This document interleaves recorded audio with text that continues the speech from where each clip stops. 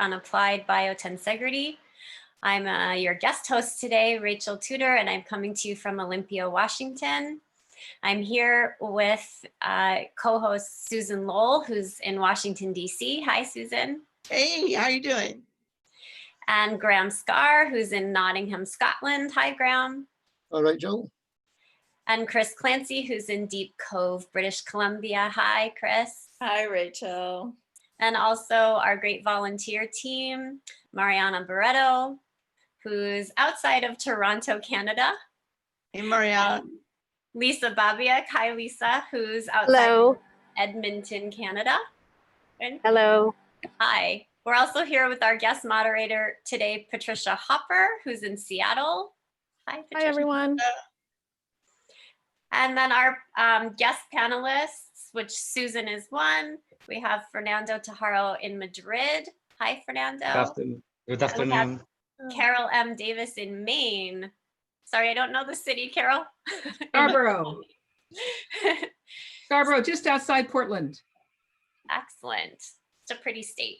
So I'm going to go ahead and do a toast. So I would like to raise a glass to Dr. Steve for setting all of this in motion for us.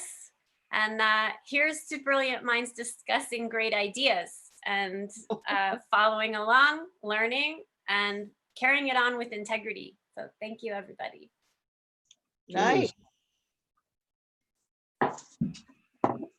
All right. Are you ready? Do you want to do the sponsors? About that. I need to send it to Graham to do sponsors. All right. The BiotensegriTea Party is an all-volunteer production of the Stephen M. Levin Biotensegrity Archive and made possible in part through the generous support of our wonderful sponsors. Starting with Handspring Publishing in East Lothian, Scotland, producers of highly accessible, easily applied research-based material for movement and manual therapy professionals. They are offering a generous discount coupon to all those on the Biotensegrity Archive mailing list and our Zoom participants.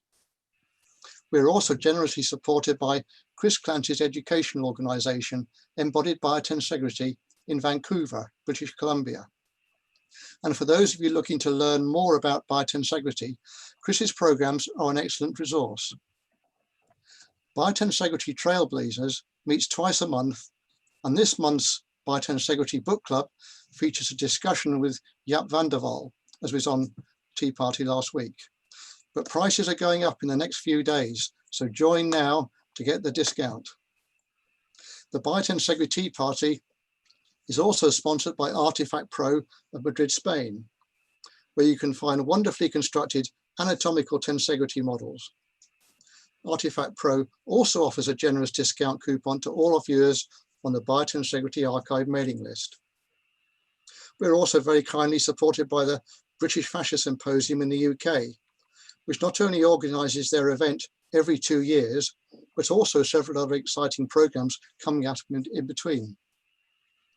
And finally, for the support of the First World Fascia Congress, a virtual conference being held on the 24th to 26th of September with lots of well-known speakers, including Stephen Levin, Jean-Claude Gambetto, Frank Willard, and Robert Schleip, and many others. Thank you. Back to you, Rachel. Thank you, Graham. So now I'm going to send it over to Patricia. Ready, Thank you, Patricia? Rachel. Yeah, right. I'm ready. Here we go. I think. So today we're going to be, today we're going to be talking about tensegrity, the terms tensegrity, biotensegrity, and applied biotensegrity. And I think without quite realizing it, we have been dropping breadcrumbs along the path to this topic, this clarification of terms and intention since the first Biotensegrity party with Graham Scarr back in March. Today, we're going to pick up some of those crumbs and see if they can lead us to some definitions that we've spoken about, but maybe not quite articulated fully, and probably we won't articulate them fully today either, but it will just start to clarify some of the terms that we've been using and tossing about. So in a moment, I'm going to turn it over to Susan to get us started with today's exploration. But first, I want to introduce today's esteemed panelists. We are joined by Dr. Carol Davis, Fernando Tejero, and Susan Lowell de Solorzano. Carol is an editor and author. You may be familiar with her books, Complementary Therapies and Rehabilitation, Evidence of Efficacy in Therapy, Prevention and Wellness, and Patient-Practitioner Interaction, an experiential manual for developing the art of patient care. She is a practicing physical therapist and John Barnes myofascial therapist for 47 years. She is recently retired from the University of Miami, where she was a professor since 1982. Currently, Carol is semi-retired in Maine and researching and writing books about fascia. Susan is coming to us, as we pointed out earlier, from DC. She has a master's in human development and education with a focus on kinesthetic learning. She is a Tai Chi instructor, level 3. She is Dr. Stephen Levin's associate and is a master collaborator who is instrumental in bringing forward opportunities to learn and share developments in the field of biotensegrity. In 2012, she founded and organized the DC BIG, or Biotensegrity Interest Group. And she is also key in bringing us these BiotensegriTea party events, along with Chris, Graham, and Stephen. Her book, Everything Moves, How Biotensegrity Informs Human Movement, will be out soon from Handspring Publishing. Fernando is joining us from Spain. He is a physiotherapist since 2001 and earned a certificate in osteopathy in 2007. He is an expert on myofascial induction technique. He is currently working as a physiotherapist and is an assistant professor at the Tupamec Myofascial Therapy School. Many of you know him from his work at Artifact Pro, where he is CEO and brings us new models for understanding how vertebrates move as biotensegrity structures. He is currently also studying therapeutic movement and exercise. Thank you all for joining us. I can't wait to talk. Thank you. So, and I guess I should introduce myself. I am definitely am in the field of applied biotensegrity, if I can claim that, because I'm a hands-on therapist, studied massage and Bowen therapy, as well as somatic education. So I come here as just a super curious person and someone with a deep interest in learning more about biotensegrity. So thank you for giving me this platform for exploring it further. Some of you have already started introducing yourselves before we started today, but if you haven't yet, you're welcome to introduce yourself and tell us where you're from in the YouTube comments or here in the chat. This conversation hopefully will include all of us at some point today as you are interested in getting involved. Please keep your questions and comments coming. We are tracking the questions. We'll do our best throughout the event to get to everybody's questions, but just notice that we may not address them in the order that they come in. So we're keeping track of them and we're going to do our best to bring every single question up at some point today, but it may not be in the order that you ask the questions.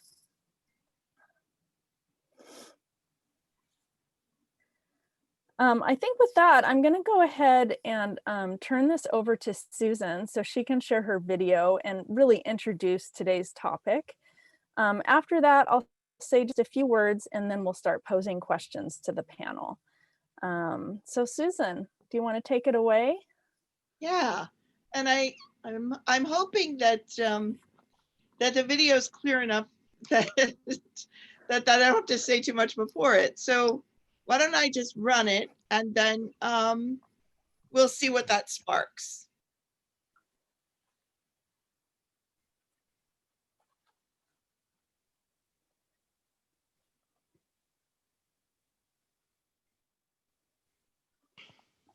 Looks good? Yep. Tensegrity, biotensegrity, and applied biotensegrity, a matter of clarification. In the last century, the structural innovation popularly called tensegrity was developed. It may have been developed in Russia in the 20s. We're not sure. Bjorgensen's items were all lost. Snelson and Emmerich each came up with it separately, working on either side of the Atlantic. And each of these three had different names for what it was they were building. The person whose work inspired biotensegrity was Kenneth Snelson, and we follow his definition because we find it works best for biology. And here it is. Tensegrity describes a closed structural system composed of a set of 3 or more elongate compression struts within a network of tension tendons. The combined parts mutually supportive in such a way that the struts do not touch one another, but press outwardly against nodal points in the tension network to form a firm, triangulated, pre-stressed tension and compression unit. So once built, there is a quality of oneness to these structures. Remarkably, as Phil Earnhardt puts it, this is only the second way that humans have ever figured out how to build. So think about that, hundreds of thousands of years of human culture and only 2 ways to build. And so tensegrity structures, again, built out of 2 components, could be considered struts and cables. The struts are under compression, the cables are under tension, and they are in a very specific configuration. But we're going to stay on the subject of tensegrity for another minute or two, because there's another distinction we need to make. We need to distinguish between tensegrity, the structure, and tensegrity, the word, because they're really not the same. Tensegrity structure, as we've seen, is made out of 2 components, struts under compression, cables under tension. But tensegrity, the word, is also made out of 2 components, the word tension and the word integrity. And the word tensegrity is an invention, a portmanteau invented by Buckminster Fuller, combining these 2 words. But words are not building materials. So if you hear someone say, as I often have, this is a tensegrity, it's made out of tension and integrity. No, the word is made out of tension and integrity, but a tensegrity structure is made out of 2 components, sticks and strings, struts and cables. This is a different thing. So there we have it. Tensegrity models are inanimate configurations that are very specific, and there's a whole field of mathematics that studies just the theoretical aspect of this. So all of that is in the category of tensegrity. So if that's tensegrity, what is biotensegrity? And for biotensegrity, we follow Stephen Levin's definition. Okay.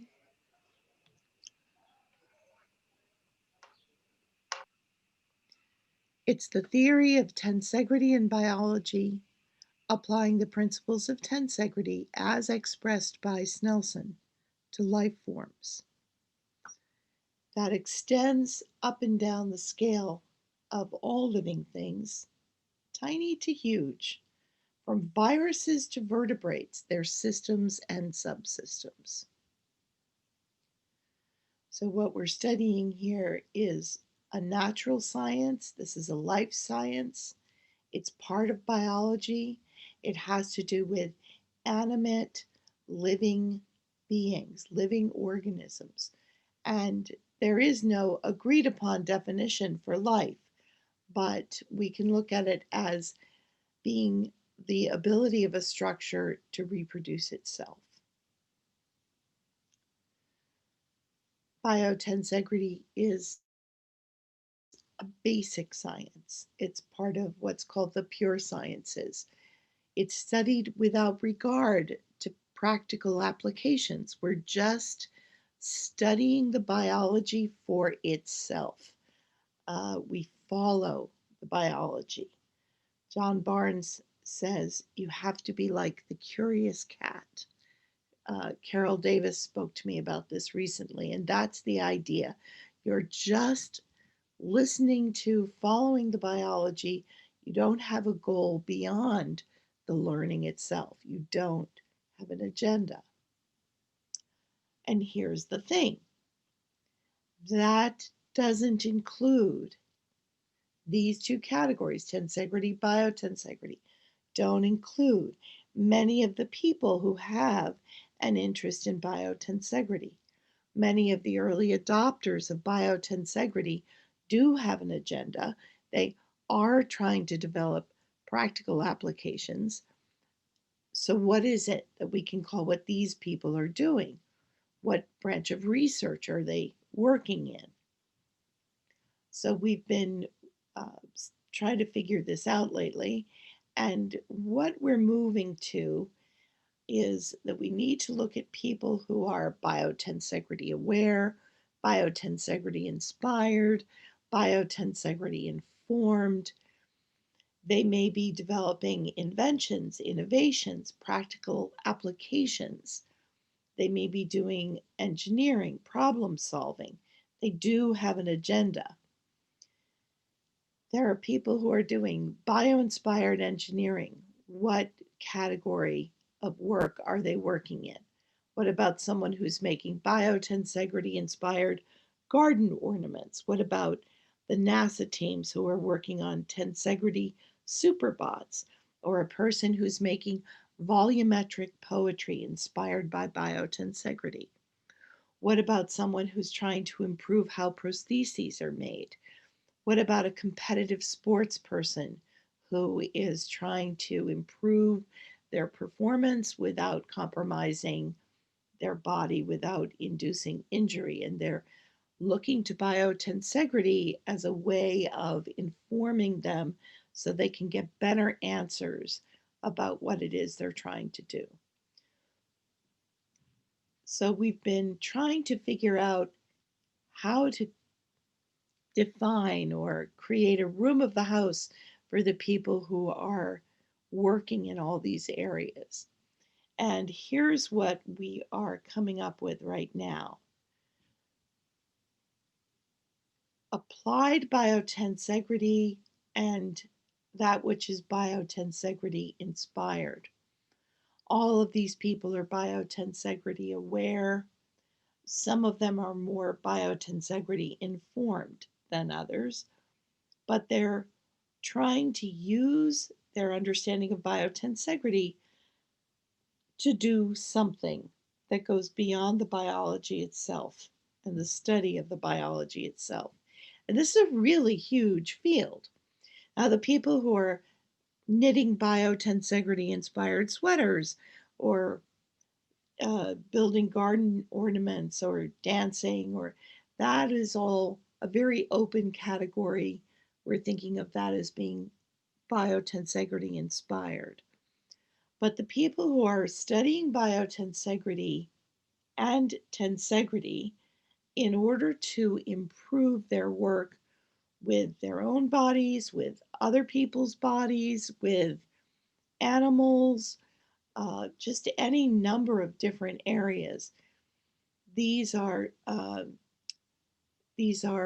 people who are working in what we're thinking now about as calling applied biotensegrity. We take that concept from the applied sciences, although certainly not all of these areas may be science areas. And inevitably, if we're working in particularly applied biotensegrity, You can't do that, right, without understanding something about biotensegrity. You certainly can't work in biotensegrity without understanding about something about tensegrity. So very often people are flowing between all these different areas. Somebody may learn about biotensegrity and be inspired to start building these garden ornaments or something. And that building process can reveal something, even though now they're in the more artistic realm of things, that can then call back and inspire their work in applied biotensegrity. So these are not watertight boundaries. There isn't one that's better than the other. But what we're trying to do now is just help to clarify our understanding of what it is we're doing so that we can communicate more clearly between us as we work together and go forward as a community of common interest.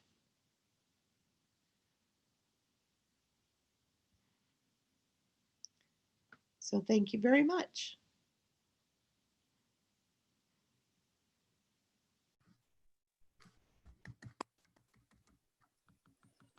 Thank you, Susan.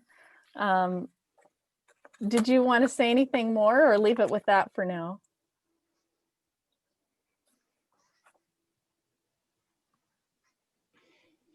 There we go. Now I'm unmuted. No, I think that that's kind of what I wanted to say to start. So I'm good. Sounds good. So while we digest that for a moment, I just wanted to bring up that Biotensegrity party from back in March again, the one where Graham spoke. And if you're new to the group, I really recommend you going back and listening to that one. You can find them all on YouTube on the Biotensegrity Archive YouTube channel.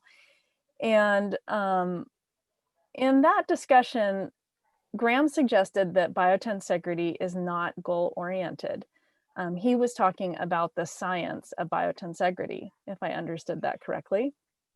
For those of us who focus on how the science of biotensegrity is applied to the human body in order to solve and resolve problems that come up with human structure and function, we were kind of saying, what? Wait a minute. What about the work we do to support optimal human performance and function? And I think that's where these kinds of clarifications really become helpful. And in my research for today, I came across a quote that I wanted to share with you. It was in a paper about the relationship between engineering and science that was posted on the Dartmouth College website. And the author said, there is no clear boundary between engineering and science. Differentiating engineering from science is a matter of identifying central tendencies rather than of drawing absolute distinctions. They went on to talk about how the key thing is to clarify the defining objectives of the different parts of the field, which I think is what we're kind of starting to do here today. So I wanted to start off by just giving each of the panelists a chance to all respond to the same question. And I'll be timing about 3 minutes each. And that's just to use this as kind of an introduction.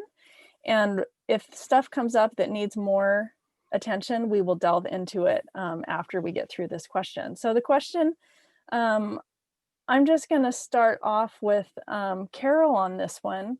When you consider the distinction between pure science and application in biotensegrity, do you find the distinction helpful or unhelpful? Why or why not? Well, thank you, Patricia. I find it very, very, very helpful. And I love the slide presentation. I'm the daughter of journalists and granddaughter of journalists. So words were very important, how we used words. And then I was a science major in college, but I was always interested in English literature and philosophy and history. So I always had my feet in two camps. And, but I realized I really was interested in biology. I went on and got a degree in biology and then became a physical therapist. And there was something missing in my practice. And then I discovered John Barnes' myofascial release in 1989. And there was some connection there between the patient and the practitioner that was very important to me, that was missing in my understanding of traditional physical therapy that I had practiced for 20 years already. And it had to do with the interaction, and it had to do with energetic transfer, which I share an ESP relationship with my twin sister. And so I was always interested in that. What's the connection between me and my patients? I did a dissertation on empathy once. And I started to look into this, but then my colleagues, when I would talk about it, would say, well, that's not science. That's voodoo.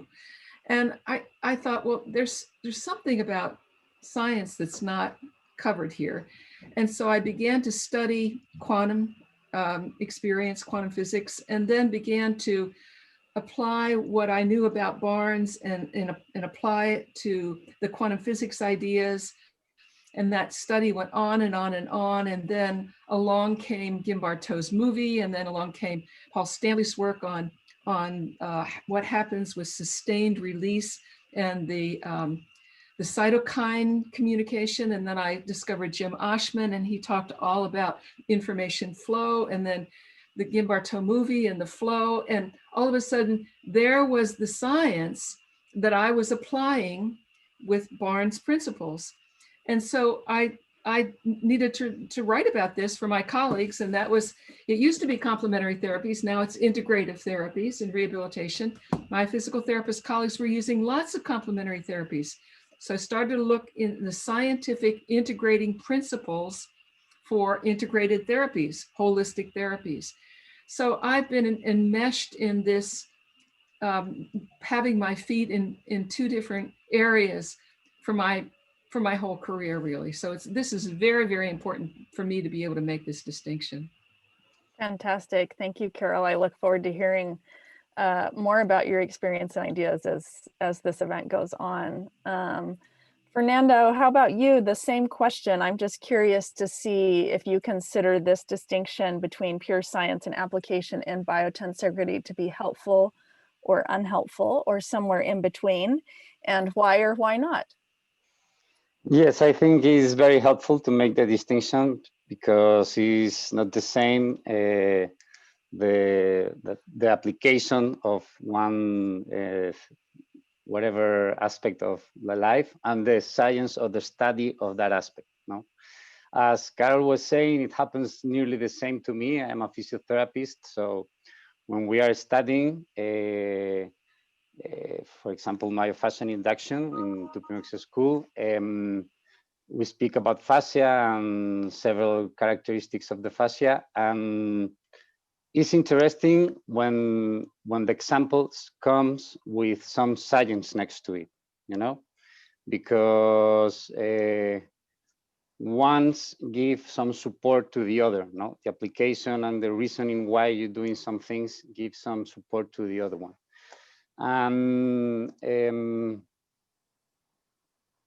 You cannot go just with the words.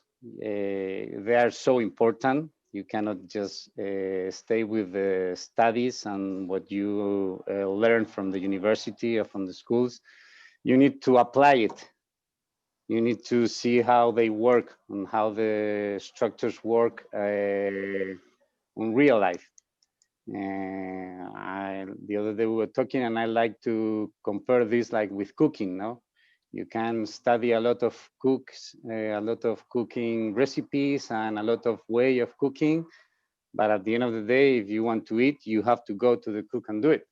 So it's good. It's really important the theoretical information, but as well it's really interesting the practical application. Why not? They should come together. So yes, I think both are really important. Yeah, I'm so interested in this conversation between the pure science and the application, and we'll get into that more as we go on.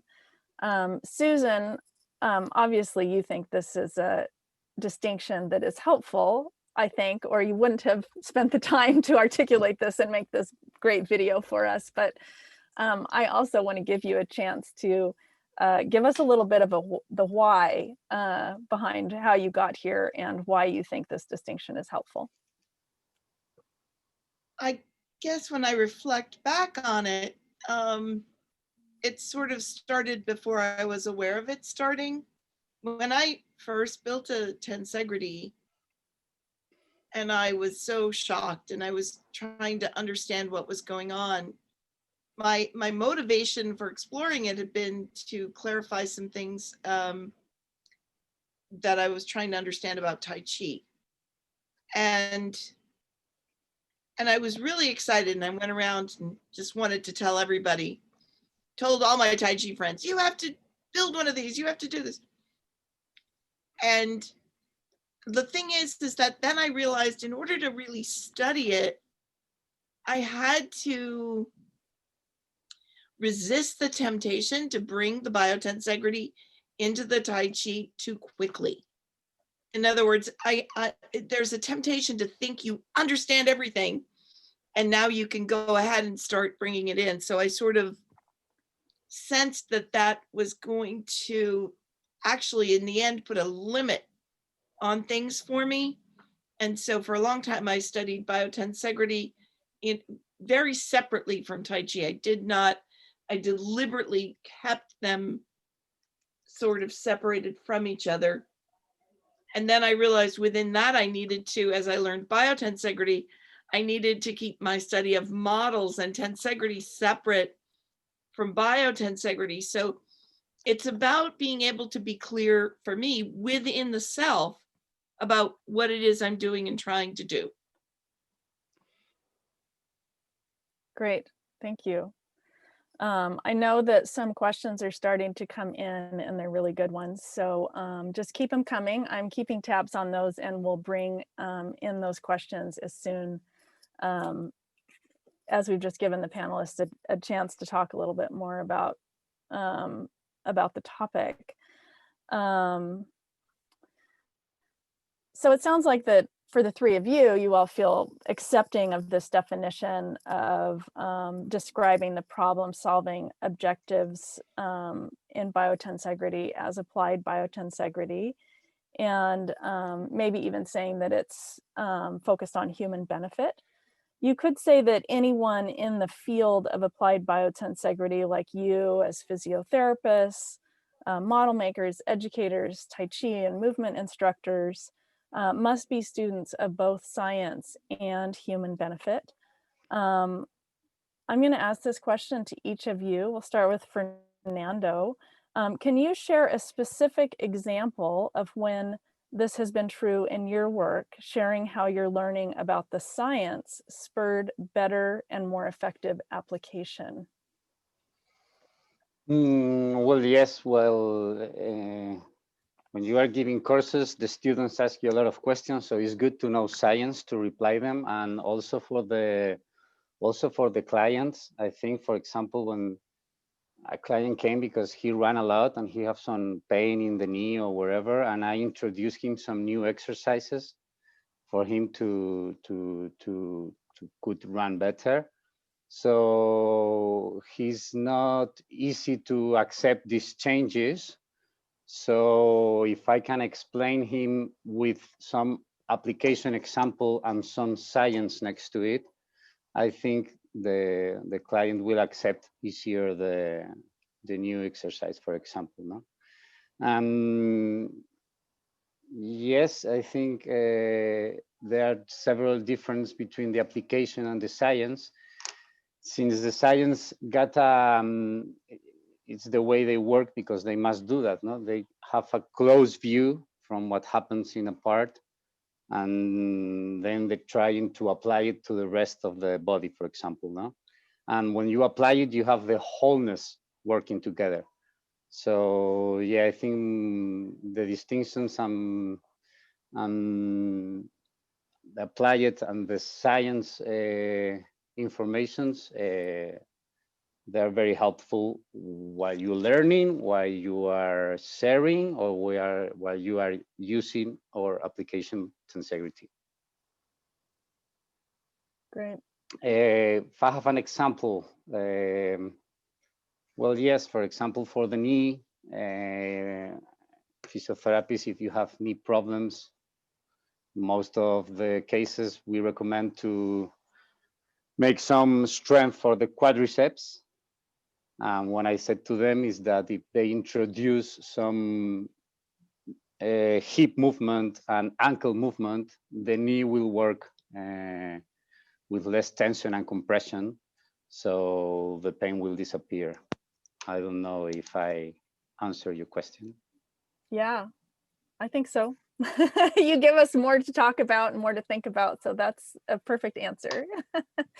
So Carol, I'm going to shoot this one over to you. I mean, you have kind of a unique position in that you've really, as a professor in the university, had kind of one foot in science and one foot in the applied sciences. I'm curious about a time where you really felt like the science, knowing so much about the science, produced a better result in how you applied the ideas of biotensegrity.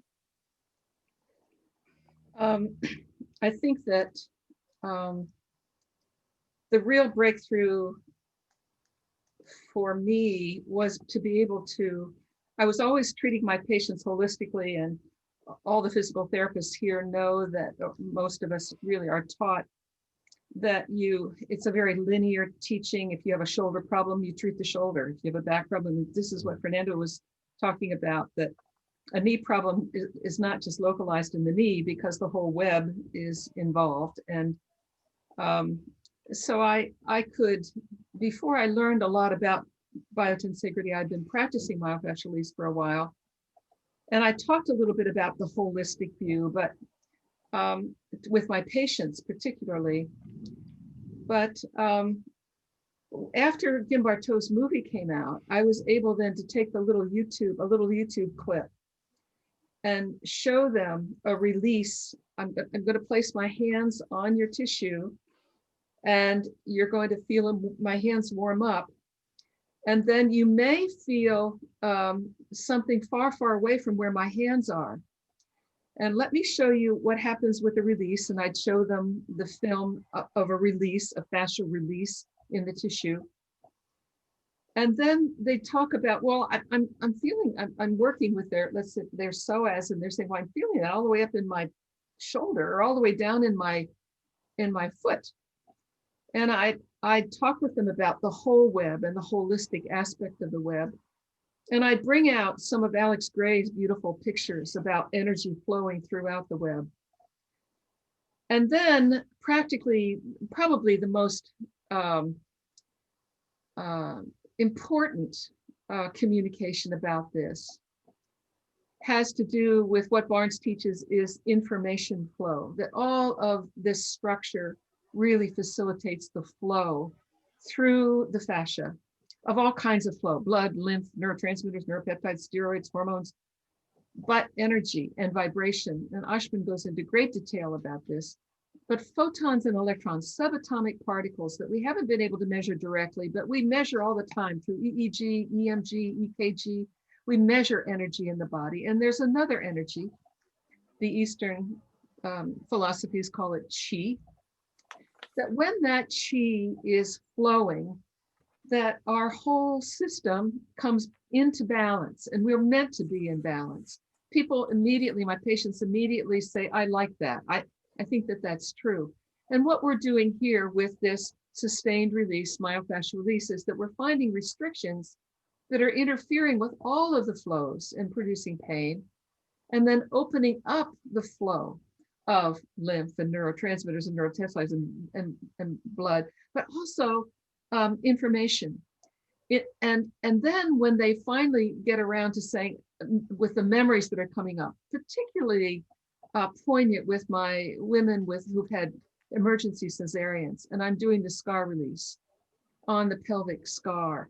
and the tears start flowing, and the fear, and we encourage them, go dive into that. That's in the tissue. It's in the communication of the tissue, and we're releasing that too. Don't run away from it. And they're very, very confused about this.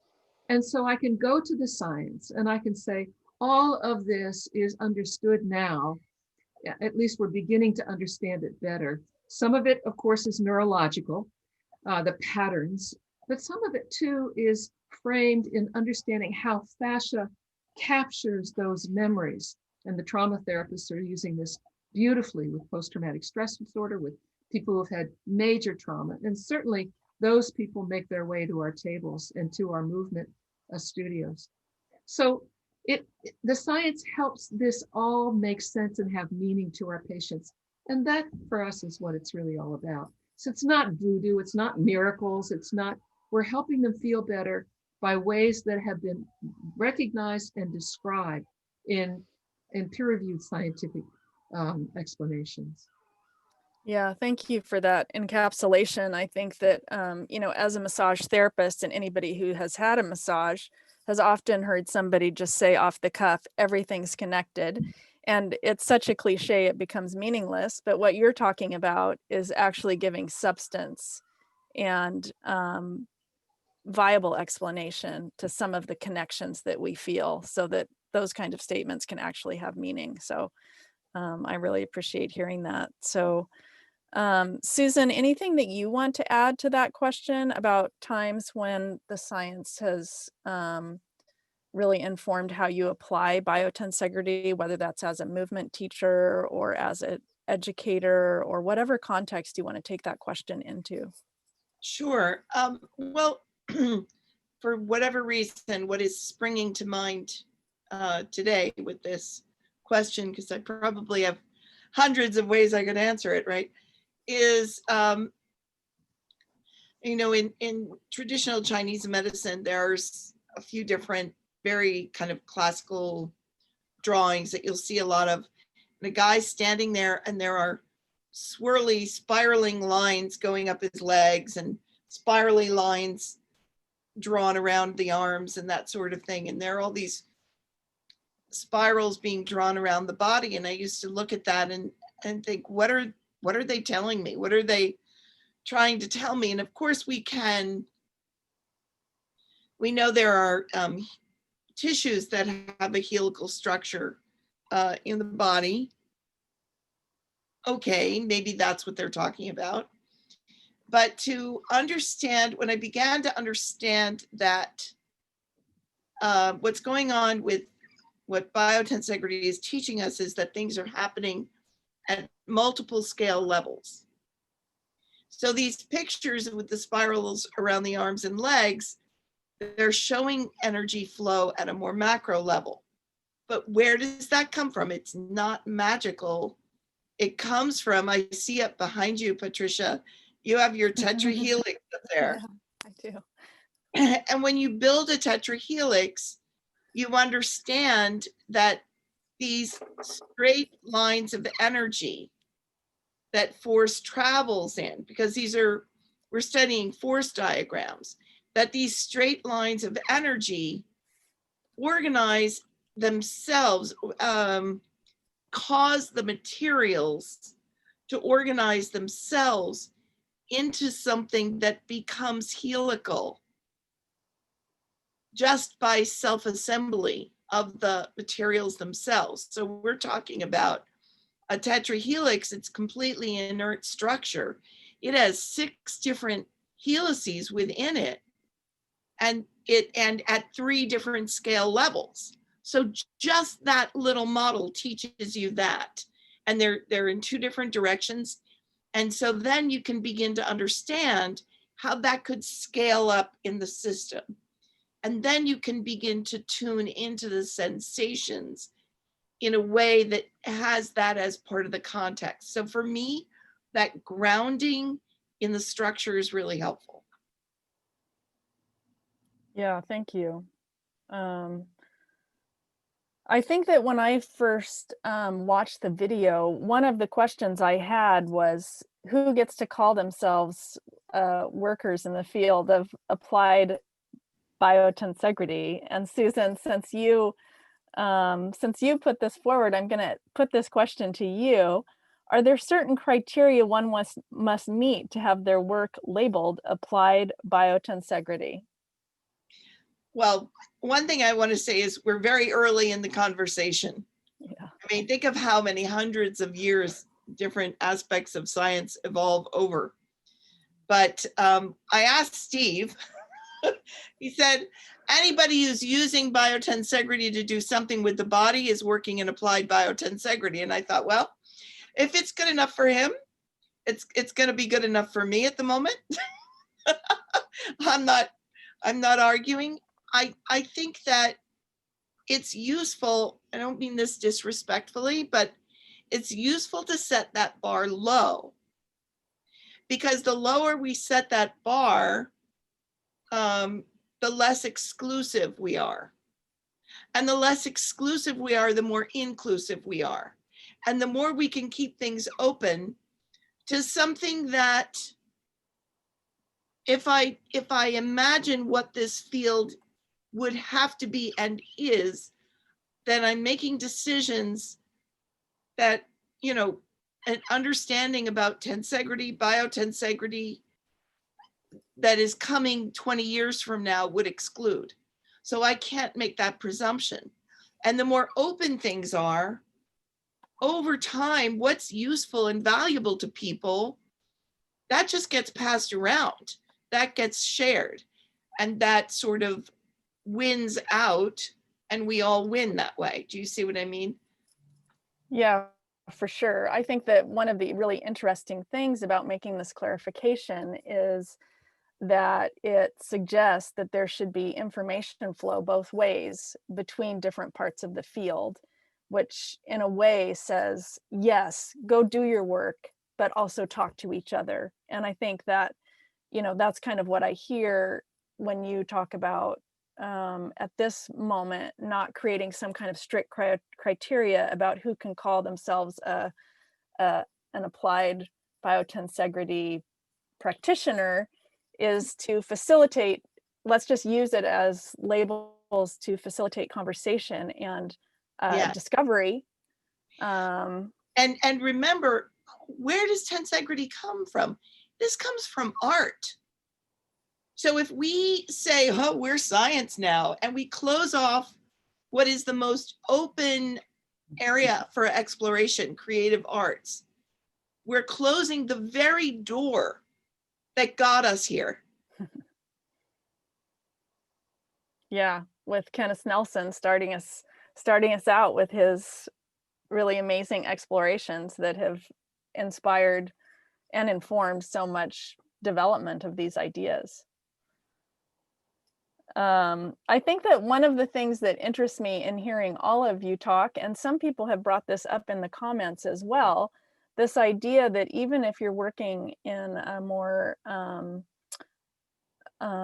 if you're a problem solver and you're doing hands-on work, that there are moments in that work when you're also the observer, the person who has no agenda, that these two intentions can coexist in our applied work. And I think that Fernando started to speak to this when we talked before this panel. He said that applying the science to real world problems is an art in both applied biotensegrity and in engineering. And I don't know if that's what he was talking about exactly, but Fernando, I'm interested in hearing you more about this idea that applying the science to real life problems is an art. And I'm curious how it's played out in your work. Well, yes, for example, I'm thinking of, do you know the Costa Concordia boat? Mm-hmm. When it sank? Yeah, it's been sank off of Greece. Italy. Yeah, Italy. So for remove it, that was a really big engineer work. Okay, so they got this problem with this huge boat, which is like 44,000 tons and something like that, and it was full of water. and it was on one side of the boat. Yeah. So to remove it from the place, they needed to put it away, put it again. How do you say? Upright. Side. Yeah, put it upright, and then float it a bit, and then they move it away. Okay, but for put it upright, I repeat again, there was 44,000 tons plus the water inside, which are another 60 tons, 60,000 tons. So for them to move the boat, keeping the integrity of the boat, before they move it, they need to put some cables from the left part to the of the boat, underneath of the boat, going underneath of the boat, and then to the earth, so that they'll give some tension to the structure before another forces move the whole boat to put it upright. Yeah, but they needed to put the tension, that first tension to the structure for the boat to not break on the time they were moving. Okay, I think that could be a good example of using tensegrity in engineer. And as I was explaining before with the client, I'm thinking in another client, I treat old people also. And I have this lady now, she's Rosario, and she cannot hold herself on her feet. Okay, she have this form and this shape and this biotensegrity way of holding herself against gravity, which is the flexion pattern, okay, like that. So I want her to stretch the knee for them to put the feet on the floor and for her to go straight with the back. But I cannot be all the time stretching the knee for the muscles to be more longer so that the knee could stretch. I need to work, for example, the thorax. And when I stretch the thorax and I open a bit the muscles of the thorax, then the muscles of the knee will release again, and she could stand up easier, or she could hold herself with a better shape or with a better form against gravity. Or for example, we were talking before about the knee, and Carol was saying something like this. If I have a boxer, well, the wrist is his problem and his pain. Yeah, I need to check the shoulder, but as well, I need to check the hip of the other side, because through biotensegrity inspire way of understanding movement, the forces, it's the path that they do for doing a right punch, for example, the forces starts on the left foot. So that is all the path that I need to check. For example, I don't know if you like my examples. Yeah, your examples are great. I love specific examples. I think it starts to, through the multiple examples, it starts to show us kind of the art that goes into listening to the system so you can apply the science. And I know that, Carol, you've kind of talked about that too, and you may want to add something about that, but well, I guess I'm just going to ask you, Carol, do you want to add anything to what Fernando is talking about that artfulness that comes with applying some of the ideas? You might not call it art, you might call it something else, but I'm curious about the listening. Before Carol starts, I feel like an art because there were plenty of engineers that could make the work, but only the man that make it to take the Costa Concordia out is the one that make it. You see, they were asking several people. Yeah. And for me, with my clients, yeah, another physiotherapist, another partner could take the same objectives through their path. And I follow my path, or the path that I know to follow. Yeah. So that's why I say it's an art. Once you understand, it's an art. Yeah, I understand you. Carol, sorry. Well, no, that's all right. Art, I think art, the purpose of art is to open up the world, to help us to see it in ways that we don't ordinarily see it. whether it's through words or pictures or concepts of creative engineering or whatever. To me, and to I believe that I'm speaking for John Barnes here too as well. The healing arts really has to do with therapeutic presence and the way we are with people, and to believe that that it should be restricted to some sort of this kind of relates to a different question that you ask about do you have to have a certain kind of foundation in science in order to be able to do this, or is the artistry itself a kind of a permission to move forward in the world in a way that makes the world better for people, both for the practitioner or the helper and the person who's being served. And to me, when you get to the point in your studies that you become an artist, that you become a master, that's when the whole, it all comes together for you in a very meaningful and opens up the world to all of us. Mothers and fathers are going to be doing this with children. It's not something that needs to be categorized as some sort of specific kind of specialized practice that you charge a lot of money for. This is just the healing art of being present for people as people are biologically and physiologically and emotionally and spiritually constructed. And we have now better understanding of how we might find out how is that being interrupted and how might we get into that process, understanding the artistry of the human biology. How can we help facilitate coming together again into balance?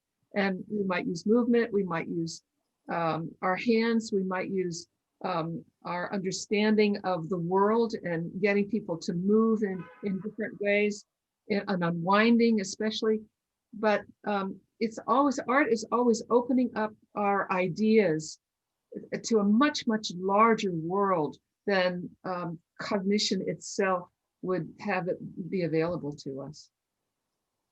Beautiful, well said. I think that one thing, we've talked a little bit about the flow of ideas from science to application, but I'm also really interested in how application influences science. And I don't know who's the best one to answer this question, or maybe all of you do, but I'm just curious if you've seen occasions where in biotensegrity, where the process of applying these ideas raises new questions that then the science wants to take up. I don't know, have you seen that happen, Susan? We heard Brad Fullerton a few episodes back talk about how important it is to get these sort of this cross-pollination going, this collaboration across the different disciplines and taking cross-disciplinary approaches. I have a friend who's, she's an artist. All her art is math-based.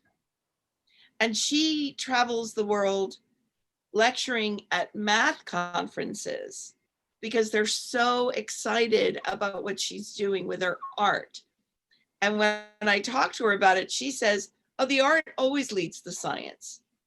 And then more recently, I've been following on Twitter, I think her name is Allison Martin, and she was living on this farm outside of Florence, Italy, I think. There was all this invasive bamboo, and she kept clearing it away to make room for the, so that it wouldn't interfere with the grapes and the olives and all of that. And then she thought, I better treat this as a resource. And so she started weaving and making things with the bamboo. Well, the things she's coming up with now all of these engineers and mathematicians are wanting to work with her because they're saying she's feeling the art, she's feeling the math and the engineering and the structure and the new possibilities in her hands. And she's creating these things. And then we need to figure out what's going on. So again, it's things need to be able to go in both directions. Her stuff has a lot of emergent properties of springiness and all kinds of great stuff. So maybe that's what you were getting at? Yeah, I'm just curious. I mean, I didn't have an answer in mind. I just wanted to hear you guys talk about it. And I think that we're at the point where it would be great to open things up to the— Can I say one more thing? One more thing about that. So she's doing all this with this woven bamboo. And then what does that echo back to? Kenneth Snelson wrote that weaving is the mother of tensegrity. So, you know, it's sort of like the mother of biotensegrity is tensegrity. Well, the mother of tensegrity is weaving. You know, we have to be willing to get cross-disciplinary to open things up. Anyway, thank you. Right. Thanks, Susan. So can I just add that Thomas yeah, Edison? I want to hear from you, Carol. I want everybody, while we're listening to Carol, why don't people start turning their videos back on? But Carol, I want you to answer this question too about the application informing the science. Well, what I wanted to talk about was, just to add to Susan's point, was that Thomas Edison was successful with his incandescent light bulb by finding a filament that heated up and didn't burn out. And what he used was carbonized bamboo. That was the filament inside that made the successful incandescent bulb. And that was, you know, electricity had been already, I mean, he and Tesla were having this battle back and forth. But I think that Steve Levin really deserves the credit here. Donald Ingber, his work in the 80s and early 90s on integrins woke up science in a way that they could not ignore, that cells were connected to each other and that there was this transmembrane protein that was allowing information to get from the extracellular matrix down, not only into the cytoplasm, but into the nucleus of the cell. And there was a transport mechanism that they could anatomically show under the microscope. And then things started to open up about, well, what really is being transported here? And how does that work? And Ingber's work in mechanotransduction led then to many, many more scientific discoveries that added to that. But it was Steve Levin, putting together his whole body network of the fascial web, the integrated fascial web, and then perfecting that so that fascia then becomes the, what does he say?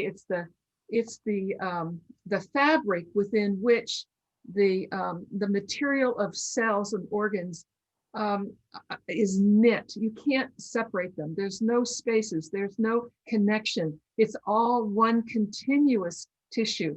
Once science gets that, it will really explode into really important healthcare measures, because we'll get more away from the molecular biochemistry, one pill, one cure idea, and diminish polypharmacy, and get back to nature, get back to art, get back to healing as a holistic process. But it has been so slow.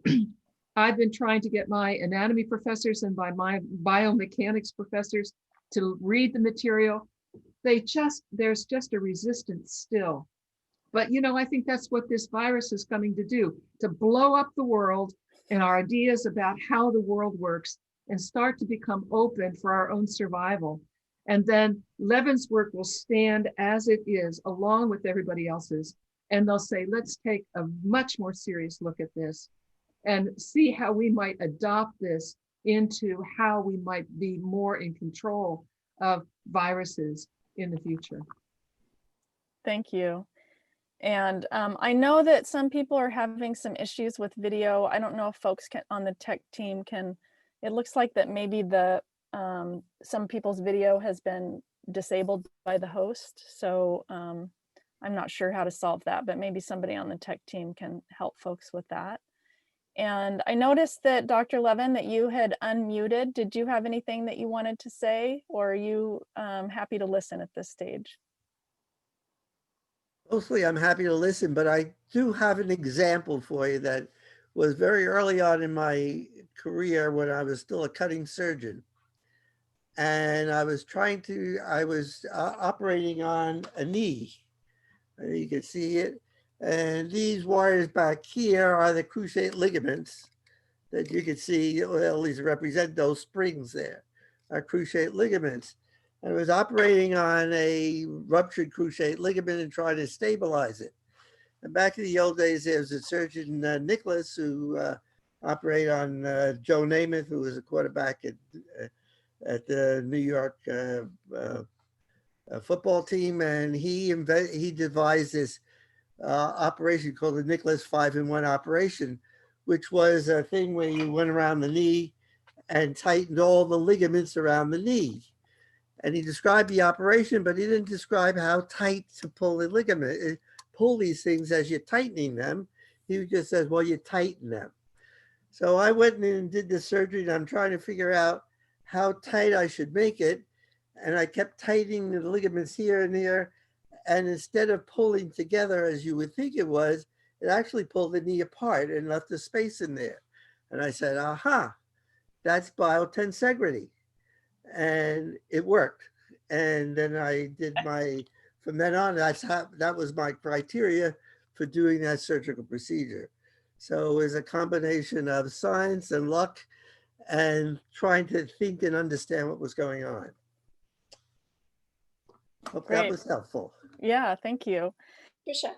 So we have so many great comments and questions that have come in.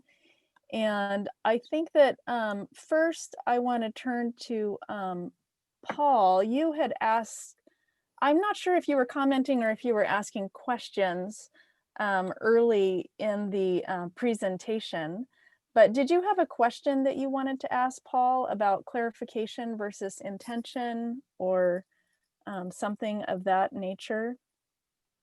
Or were you just commenting? No. He's muted. Can somebody unmute him, please? Paul Thornley. There we go.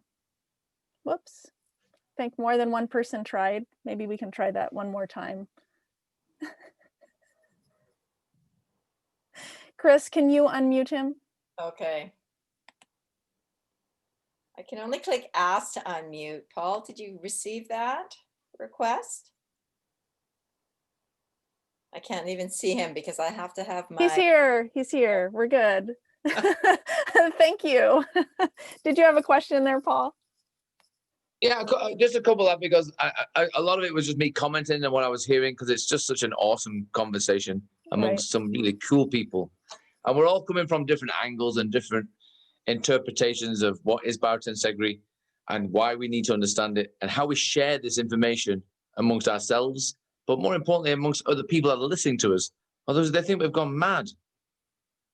So when I get clients coming to me, because I not only do Pilates, which I really love, I'm very passionate about, but my real pleasure is, as a neuromuscular therapist, is treating people with my hands. And I'm very privileged to be allowed to touch people. And I always, when I listen to Carol talk, honestly, I'm just in awe of the way she talks about the subtlety of contact and about the influence you have the minute you're in somebody's presence, before you even put your hands on somebody. That the moment you're in their presence, you're already making contact. And like just moving your hand in the air, this room is not empty. It is full of many, many things. And we're totally influencing it as you move, just like the butterfly effect. But what I want to explain, I put a message on there about when I learned through Leon Chaitow. I was very lucky to be one of his students, and I didn't know he was such a great, he just happened to be my tutor.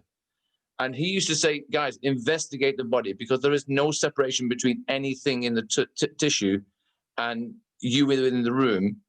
And the moment you touch something, you're influencing everything. And it really blew my mind, because I was like, how is that possible? Because that's not what I learned when I did my training in anatomy I didn't pass my test on that. But when he said, let's put it into reality, what are you physically touching? And he made us accountable for when I put my hands on somebody's body, whether I'm doing a thermal palpation and I'm just a little bit above the tissue and there's that slight barrier, you feel such differences, such nuances. You get that the tissue gives you information. It gives it you. It wants you to touch it. It wants you to interact with it. It wants to let you know why it's different in different parts of the body over others. And you just have to know how to interpret that information. As long as you take your time, you're not trying to force your agenda on it. You're trying to listen to it and then see where you'd like it to go. If you can make it go that way, if you can encourage it to go that way. And it was always about not forcing your agenda. It's about listening and influencing. And again, it sounded like this witchcraft that you could influence tissue in such a subtle way. But the fact of the matter is, we do. If you see people shivering and frightened in the company and you say, I'm going to put my hand in, they're already in pain or in discomfort or they're not sure why they're moving, and you just put your hand on their shoulder, they calm down. You give them a sense of relief just by the way you approach that interaction. And I think biotensegrity is what that's done. It's broken down all these imaginary barriers that we created. If you don't have an academic degree, if you're not a medical person, if you don't have a certain certificate on the wall, you weren't allowed to have this conversation. You weren't allowed to share your opinion. And what biotensegrity, I believe, has done for the 20 years I've been involved in it, because I didn't know it was new. It was all I did know. That it broke down those imaginary barriers and allowed you to have an opinion. And that opinion was allowed then to explore and find those solutions and have a conversation with some absolute geniuses who had become geniuses because they were more curious than me and they wanted to share their knowledge freely. They wanted you to debate. And there was no obstacles to that conversation. They didn't allow that to happen. Quite the contrary. They wanted you to engage with them, like Dr. Stephen Levin does. Why does he even interact with us? He doesn't need to, but he chooses to because he wants us to engage. He wants us to explore. He wants us to expand. He wants us to take the mantle on so that all the work he did is valid and worthwhile and enriching of everybody. And Thanks, I think Paul. that's all I wanted to say. Yeah, I mean, really great comments. And I think that I think that what happens when two biotensegrity structures meet in a therapeutic environment is something really interesting. Something about this therapeutic touch and the listening. And I think that I look forward to the science catching up with that. Can I say one more thing? Very quickly, we have a lot of questions. Oh, I'm sorry. That's Go okay. on, carry on. Okay. Oh, well, again, I think we get bogged down in these labels. I think we have to be very careful ourselves that as we explore this new terminology, we don't anchor ourselves to these labels. We have to allow words to manifest themselves. We have to allow this. We get it wrong or we get it right, and it's all got to be okay. I think that's important because it's not a case of just me and you in one room. It's me and you on this whole planet. Right now, the whole world is struggling because they don't understand biotensegrity. They don't understand the influence they're having on each other. This is the problem. And because we do confine ourselves to time, interaction, and social distancing, but we don't know the benefits of it. We don't know what we're losing or gaining. And because there isn't a consistency of understanding, there is a isolation of understanding. For me, believe this is the biggest problem with humanity. We're not interacting. And biotensegrity encourages us to interact. And that's my two piece. Great. Thank you so much for your good now. Questions and comments. So we had a couple more questions coming in. I know that Lydia had a question about art and biotensegrity. And I think that Chris, you had a question at some point as well. So we're going to go first to Lydia. We're going to unmute you so you can ask your question, and then to Chris Clancy for you to unmute and ask your question. So Lydia, are you with us? I'm new to this format and relatively new to biotensegrity, and I don't have a copy of the question I asked. I put it in the chat. So I think you could just read it. I can tell you a little bit. My background, my interest to that is it seems like healing worked on a paradigm once upon a time in the West that was kind of nature driven. And you think the 4 elements, and then the Industrial Revolution came along and we threw that out, and we've been working with science, and now biotensegrity is coming along and looking at the how and process and connections. And I'm really interested in the connection between those transitions. And so and I very much resonate with what everybody has said about the art of healing. I mean, we talk about it in very traditional terms, the art of medicine, but that's a topic that I think a lot of people in this chat room really understand at a deep level, as well as sort of the structural that we can that we point to and can work with. I guess I should say that I'm not a movement practitioner other than for myself. So I think that art does create new visions, and I'd be really interested in hearing everybody speak a bit about how they connect the art that is the how of what they're doing with those transitions in paradigms, and the connection between what went before and what we're heading towards. It's a mouthful. It's a lot. So, anyone on the panel want to take that? Well, I want to ask Lydia. Lydia, where are you, and how did you hear about us? And sure. Okay. What's your interest mainly, or, you know? Oh, I always have trouble with this question. Sorry.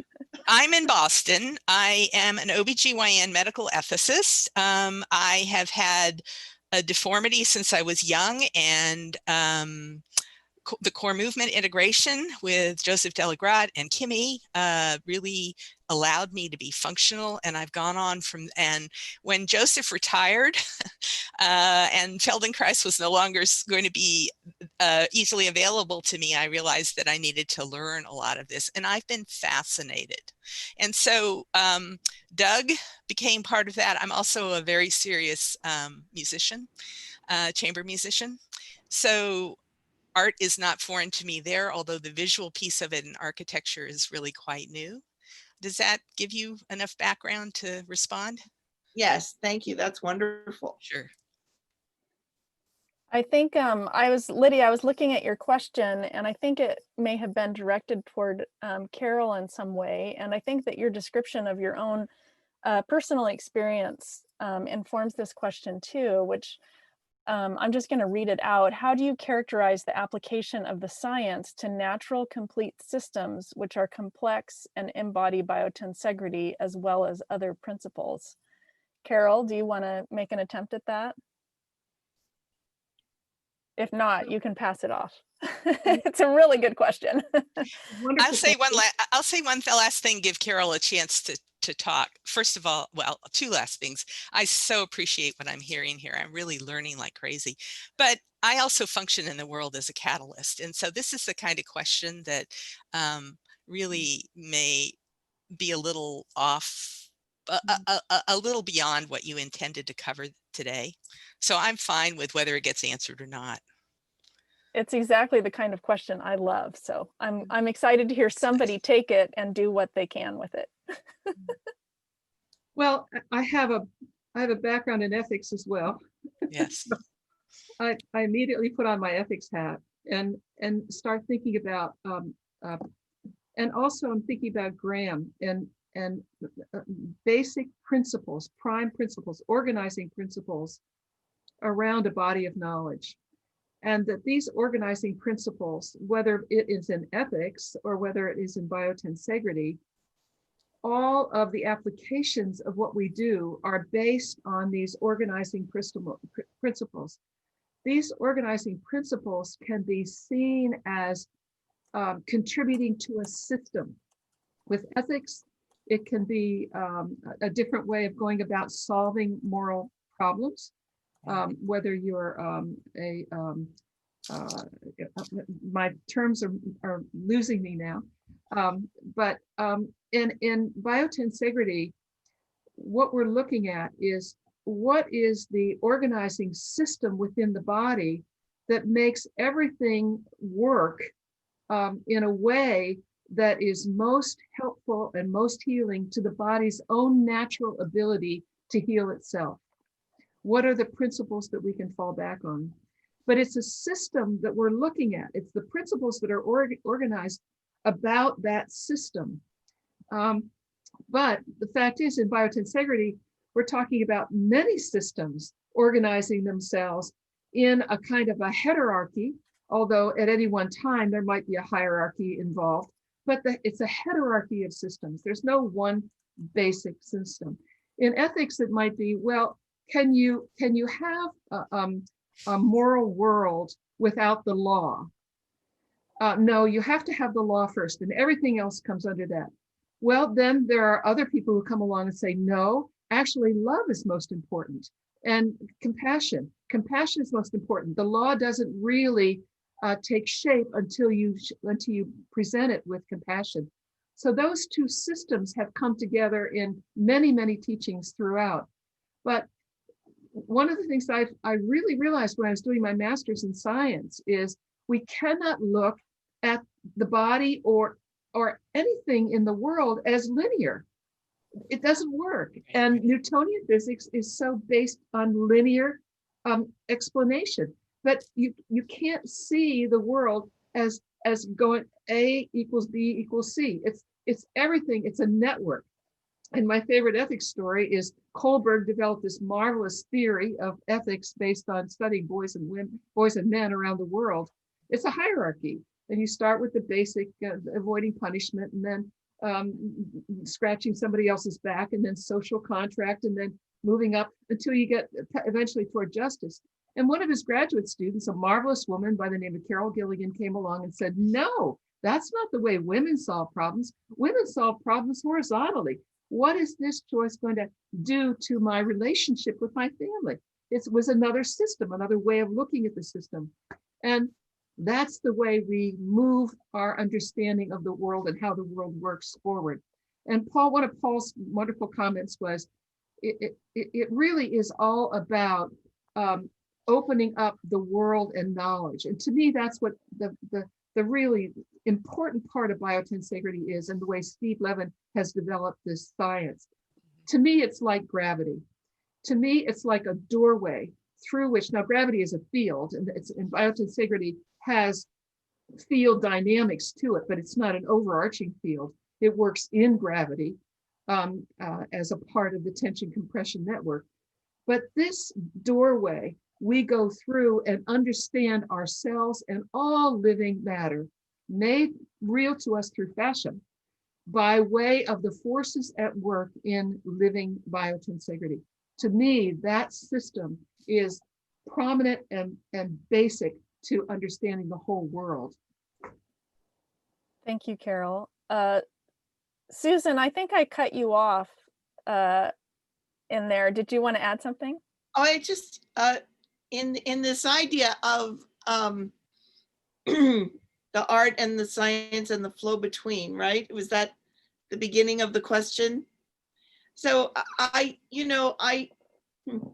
from the time I was little, I did a lot of singing, and I was a professional singer for a long time, a singer-songwriter, and had many different things that I've done over time. So when I was playing around last night, I was kind of just making noises, just humming around. And I started to feel my lungs vibrating with different pitches in a way I hadn't noticed before. Is it because I'm now more informed about biotensegrity? I mean, I'm in my 60s. I've been singing since before I can remember. Why last night did it feel new? And so then I just started playing. Well, what did different pitches do? And then I started playing more. And then I thought, boy, maybe these people who have the COVID condition should be humming, themselves, and maybe other people should be humming near them. And I thought about the ultrasonic techniques that they're using to break up kidney stones, you know, and I thought maybe there's something where when that virus locks in, if you get the right vibrational things going on, you could get things to loosen up. I mean, because way deep in the lungs, these little things are attaching, and then the oxygen can't attach. I mean, it's really mechanical, physical. And I thought, well, you know, would that shake things up? Anyway, it's just, there's a potential research question, right? Medically speaking, however crazy it might sound, there is a lot of vibrational stuff and oscillational stuff going on with medicine. So I think we have to, Tim Allen, I'll just say, I met this amazing man through Steve, and I met him last fall when I was in Madison, and his group that gets together and explores questions is called they call it the Sandbox. And it's great. You know, I told somebody else at University of Madison I was going to meet with the Sandbox people. And he said, whoa, that's a very elite group. And I thought, here's this elite, perceived to be elite group of thinkers. But when you're with them, your kids playing in the sandbox. That's the model. And that's what we need here. So. Nice. Yeah, there has been some science around humming and opening up the sinuses and the hypothalamus, and also helping to people with coronary obstructive disease. So that science is already being developed. Not to mention polyvagal theory about stimulating the vagus nerve Oh yeah, system with the humming. So there's so much about humming. We should all be humming all the time. One of the questions that came in was from Connie, and it was about how we experience biotensegrity in our own bodies. And I think that Susan, you just gave a fantastic example of that. We have a whole bunch of questions and not very much time, so I'm just going to do my best to get to these. Chris, maybe you can let me know who's next and help me navigate that. Thank you. Who is next is, actually, are you going to let me introduce Dorothea? Yeah, go ahead. Important. Yeah, go ahead. I don't even know if she's still here. I should have checked. Yes, she is. So Dorothea has close to the beginning mentioned that Tom Fleming also sensed the importance of having a distinction between his work and biotensegrity. And Tom called his work tensegrity biomimicry. And I would like to invite Dorothea to unmute and introduce herself to everyone quickly, I guess, because we don't have tons of time. She is unmuted. Thank you, whoever unmuted her, because she's a very important person. She's worked with Tom. And Dorothea, why don't you please introduce yourself and maybe say a few more words about this before we move on to questions. Meanwhile, Patricia, I'll send you the next question. Okay, I'll just speak very briefly now because I was just invited by Susan to have a biotensegrity party in October focusing on the Tom Fleming archive. So we'll go into more details there. And I hope Fernando will join me in that because Tom Fleming's ideas are just amazing. He had so many wonderful ideas with so many possible applications. And when I got into this field, I got into email conversations with Tom Fleming and Graham Scarr about tensegrity model building. And Tom started flooding me with so much valuable information where I just realized I'm only half understanding this and this information needs to be shared. So I was motivated to create the Tom Fleming archive, which basically just has Tom's end of email conversations we had over 4 years. And I tried to organize them into some kind of compartments with lots of links between them. So the whole text is just like one big tensegrity structure full of half-formed ideas and suggestions. And I'm very excited in October to talk about this some more and also to interact with people. If anyone has comments or about the archive or whatever, I'd love to hear from you. So maybe we can put the link to the archive into the chat somewhere. Yeah, will you do that for us, please, Okay, Dorothea? I'll do Great, that. thank you. Maybe, and Go ahead, maybe Susan. Fernando has a word as well. I know he's been working a lot with Dorothea. Great. Yes, I will be in October for sure, Dorothea. We will be doing that Biotensegrity party. Yes, I would like to invite you all to check the Tom Fleming's archive that Dorothea was organizing. It's quite lovely, Tom Fleming's work, but Dorothea was doing a great work by organizing all that. And there are plenty and plenty of models that you can see. So yeah, please go and check and enjoy.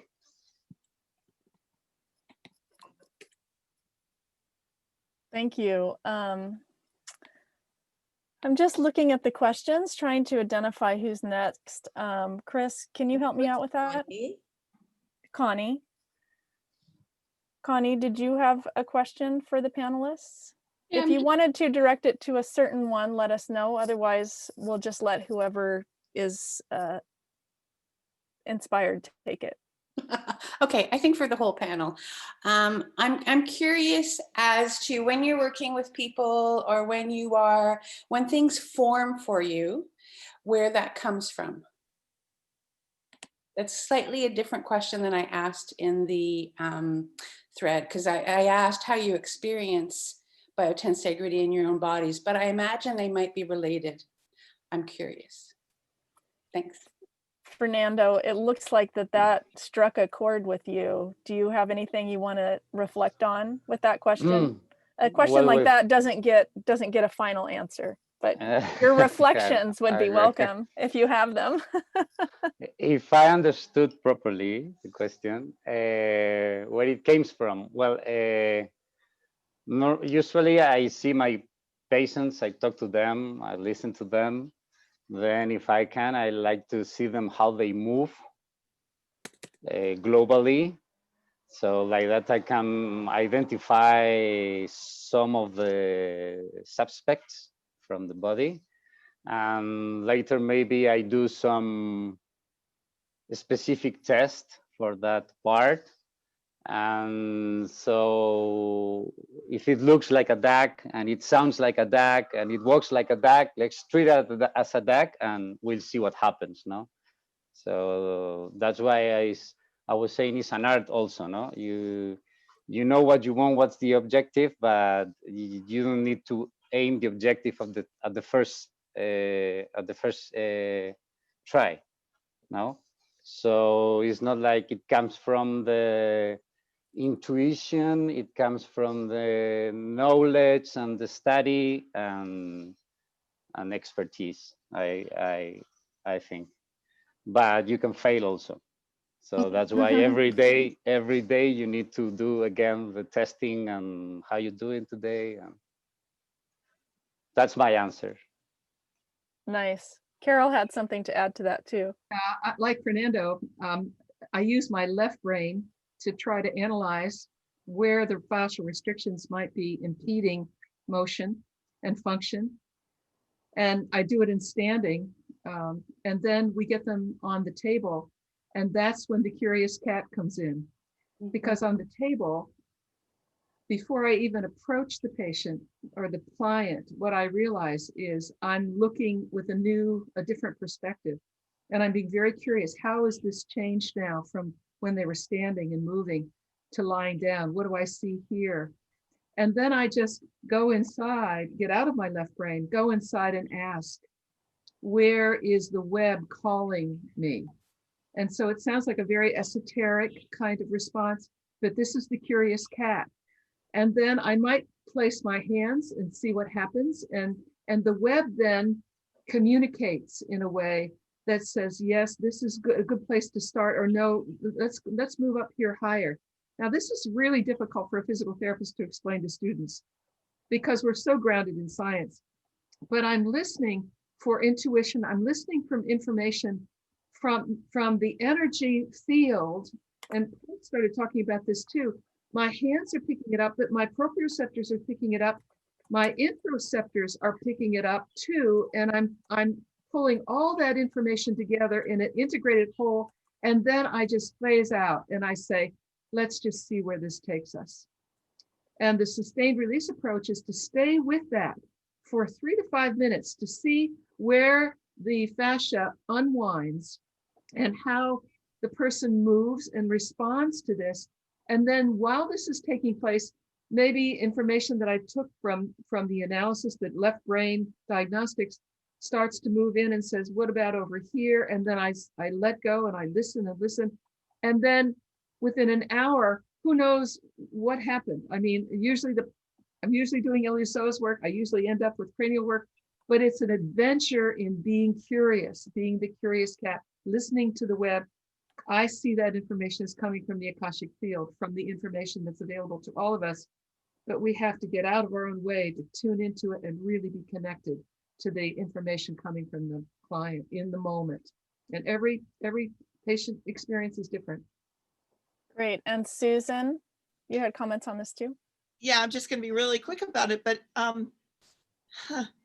it relates to me, the kind of collaborative work that we need to do, that we end up doing improvisationally all the time. And you may not have done it with jazz improv and scatting, and you may not have done push hands in Tai Chi where two people are functioning as one and moving together, or you may not have done contact improv or whatever, but you've had conversations with people. You don't go in to a dinner party deciding with an agenda, okay, we're going to cover this. You let things unfold. Somebody surprising comes in that you weren't expecting. You don't say, I'm sorry, that's not part of the agenda. You tell them to pull up a chair and you let things unfold. So we do have it in us, this improvisational thing that involves the listening and the being with of the flow of things. And the more we tap into that kind of native ability to improvise, I mean, that's part of the science too. So when we're following the biology, that's what I mean about like following the biology and the science.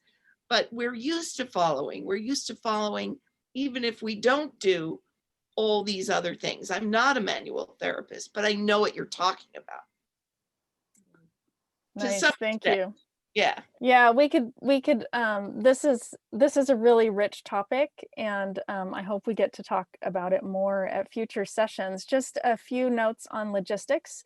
I think I have 2 more people who I've identified to ask questions, and because our time is winding down, I'm going to take those 2 questions and then I'm going to turn it over to Susan for a bit of station identification. Also, I wanted to acknowledge that Elizabeth Larkham asked if we could rewatch the video to kind of take that as an opportunity to kind of resettle into the topic of the discussion, which is so, it opens up this very wide discussion. And I just want to encourage everybody to, when this is posted on YouTube, to go back and watch the video on your own time. I have watched it, I think at least 3 times, maybe more. And I just think it is always good to resettle in the questions we're asking. So I encourage you to do that on your own time. I think that we had a comment or question from Chris Frederick, and then I have May down as having a question. Chris Frederick, did you have a question that you wanted to ask? Hi there, can you hear me? Yes. Hi, I'll get quick. I just wanted to make a comment. The ancient training of a classical Taoist included art and science, meditation, martial arts, acupuncture, therapy, energetic exercise called Qigong, math, science, literature, astronomy, poetry, calligraphy, music, and art. And in so doing, I think they explored and transcended all the topics that came up in Susan's slide, where tensegrity all the way up to applied to all the aspects of it. We're talking about math, art and science here, essentially. And I think when one involves oneself more in exploring everything cerebrally, but physically as well, for me, that works in helping me understand all of these concepts much better. I'm not saying I understand it more than anyone else. I'm just saying delving oneself into music and art with your body, with your ears, and humming and vibration and all these things, you experience more, and you tend to start to understand the relationship of this with nature, which is biotensegrity, and our bodies within. Yeah, lovely, Chris. I think we could all we could do a whole session on how we can learn from our own bodies, and lots of creative. I say creative, but I don't mean that as a lightly. I think it's a really rich point, and I appreciate that. I'm going to go to May, and then it looks like I had left out one question from Fiona. So first, May, you had a question about props. I don't know if you want to ask your question about props or if you wanted to go in a little bit different direction, but you have a moment here to address the panelists.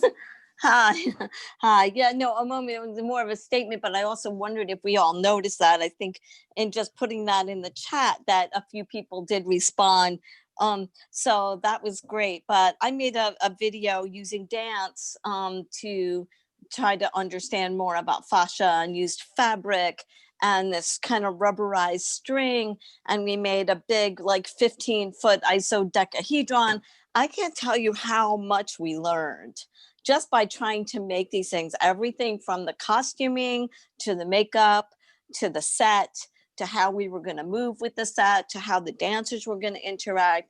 But then the other thing that I noticed that, and even just trying to play with the fabric, we were playing with our fascia, so that really, as we said, the props are amplifying what we're doing with our bodies. So it's not only that the prop is teaching you, the prop is getting you to move your fascia. So it's both a lesson and an experience in your body, not just like even the visual or kinesthetic with your hands. You can really take up a giant prop and then move your whole fascia and your whole body. So that was I was like, I'd love to talk more about that and create more about that. And that's kind of the direction I go in.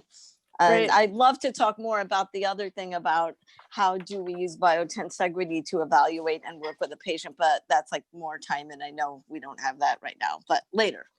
Thank you. Yeah.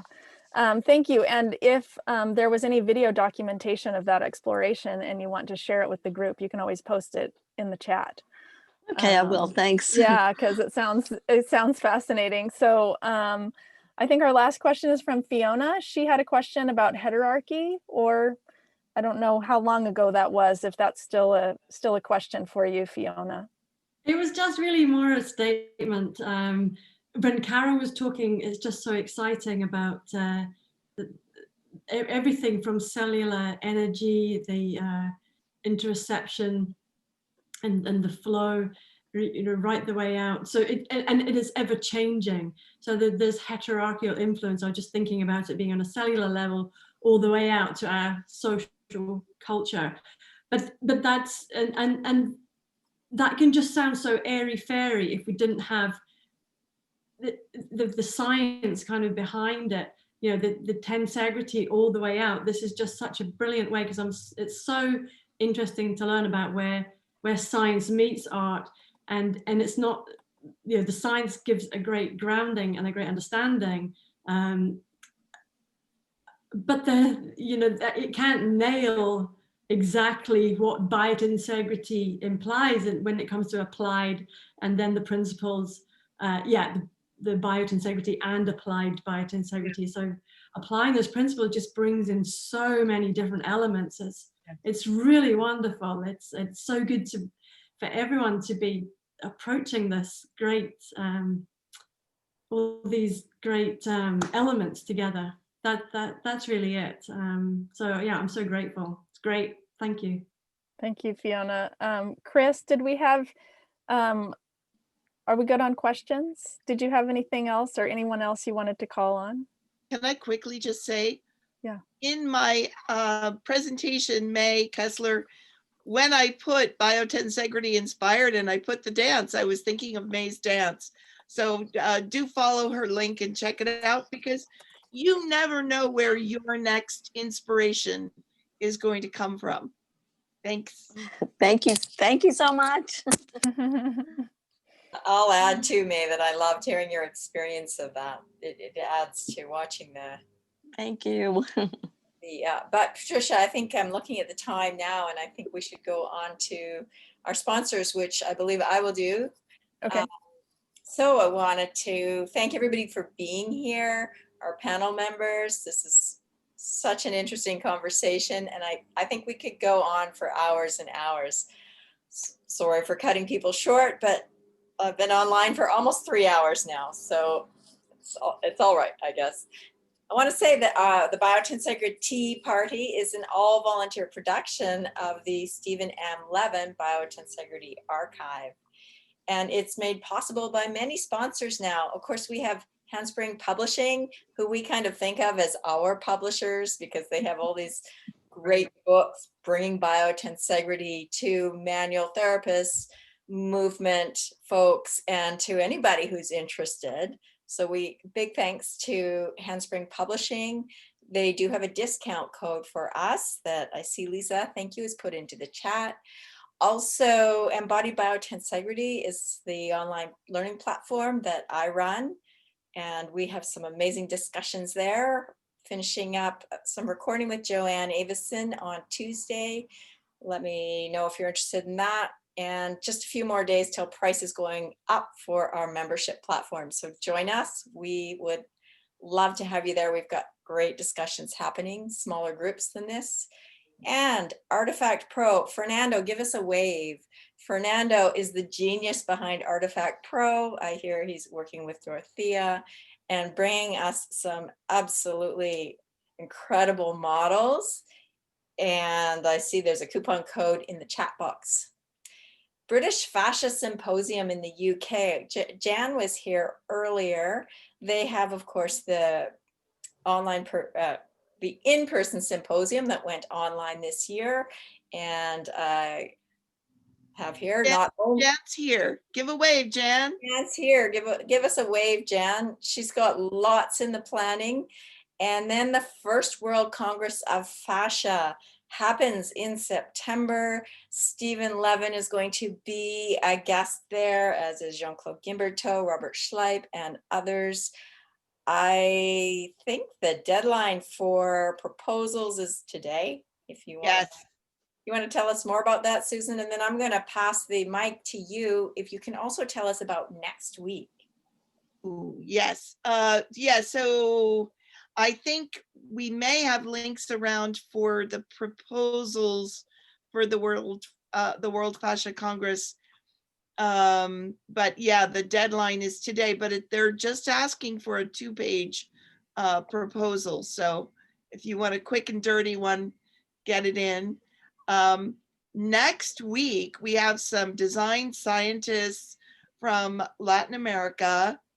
It's our first bilingual Biotensegrity party.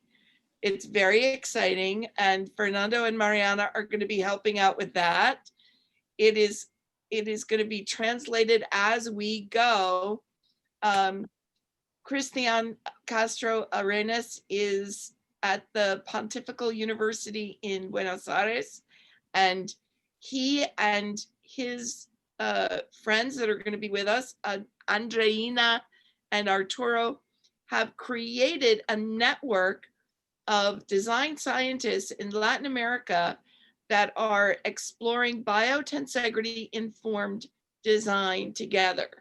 And they've done online presentations, they're discussing language, they're working as a community. There's just wonderful stuff. So jump in, it will be just a whole new adventure. So much uncharted territory.